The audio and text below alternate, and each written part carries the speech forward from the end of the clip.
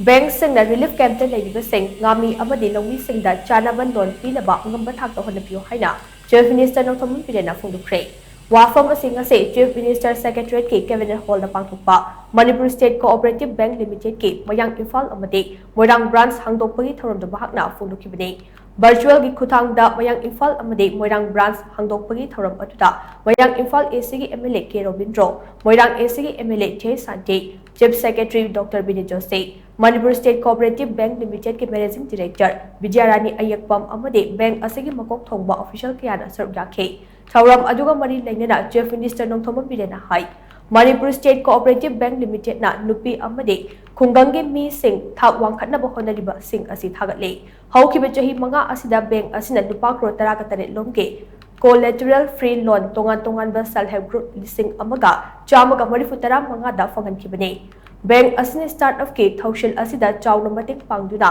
tongan ba startup ke loan sing fangankre Loina na miyam ki numit ki khutangta bank asina lupa crore 13 thoirongke loan chanaba beneficiary singda fanganke masi yamna singthaningai oiba amadi bank asina khudong chadaba thengnaba matamda lengakna mateng pangnam khonakane haujik lamdam asida thokliba irang asigi chaitheng phangduna relief camp ta leiriba sing amade handaki ising ichaw aduna sokhalaba ngami singda chanaba loan sing pinaba bank asina Hotnabiyu loina rural economy fagat hanabagi wakhalonda agriculture amade fish farming tawriba singda bank na mideng chongba mathau tai bank tagi loan lawriba singna su loan singbagi hainabi thamsi haina Chief Minister NONGTHOMBAM BIREN na makata ke